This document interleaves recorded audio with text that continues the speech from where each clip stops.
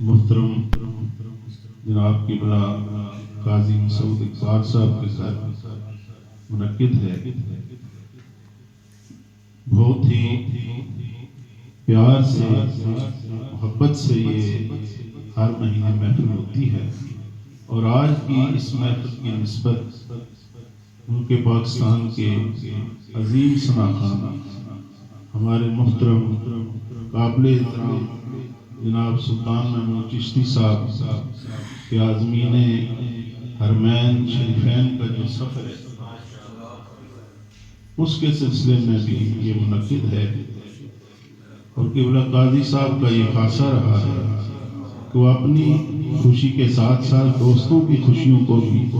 ساتھ لے کے چلتے ہیں۔ تو میں ایڈوانس مبارکباد قبلہ سلطان محمود چشتی صاحب کو دیتا ہوں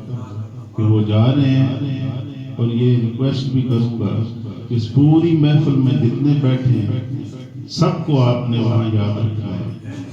اور سب کے لیے دعائیں کرنی ہیں کہ اللہ تعالیٰ سب کو وہ فرمائے۔ تو آج چونکہ مدینہ ہونی ہے،